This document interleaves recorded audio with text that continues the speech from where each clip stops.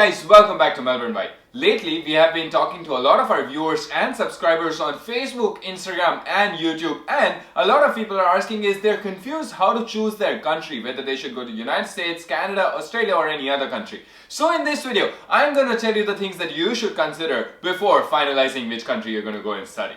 So, check it out. Before we get into our video, don't forget to follow us on all our social media platforms, which is Facebook, Instagram, Twitter, and don't forget to join the Facebook group, which is Melbourne Vibe Study in Australia. There are thousands of people that you can talk to from all over the world who are going to come to Australia. Let's dive into the video. The first thing that you should consider is which subject do you want to study and how is the scope of that subject in specific country. If you talk about Australia, Australia is doing really good in terms of engineering or business or especially in solar. So if you're going to study in these fields, you should look for articles online that how is that country doing in specific field that you are interested in. So first, think about what subject you want to study and see what is the scope of specific country in that subject. Moving on to point number 2. That is how long you can work after your graduation or your post-graduation.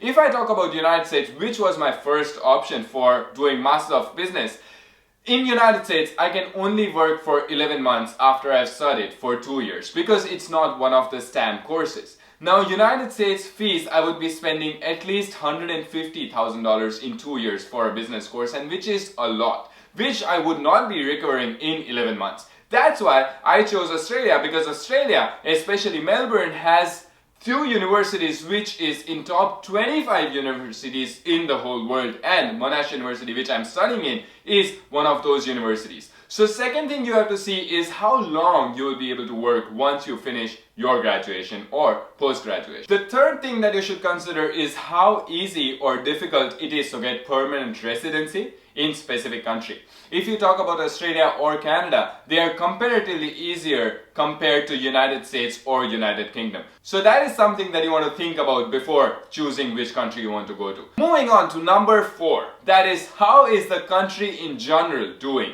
Is it growing or is it not growing? What is the political power there? Because I was going to go to the United States, and one of the main reasons why I did not go to the United States, apart from cost, that it was really high, is that when I was going to the United States, that is the same time when Trump came in the power. And I was listening to a lot of things that was not in favor for international students, especially who are doing business. And that was one of the reasons why I did not go to the United States. So that is something that you want to think about. How is the country growing in general and what is the political scenario in that country? And fifth and the most important for me is I would love to check the weather. So this is the country that you're going to live for next 2 to 3 to 4 to 5 years, or you may opt to live in that country forever. So you want to see whether you would like that weather of that specific city or country or you would not. If I talk about myself, I did not even consider, because somewhere where temperature goes in minus, I really do not like to stay in such environment. So that's why Canada was not an option for me. I understand there are certain places where it's warm, but again, when it goes cold, when it's winter, it goes really cold. So that's why I chose Australia, because in Brisbane or Perth or Melbourne or Sydney,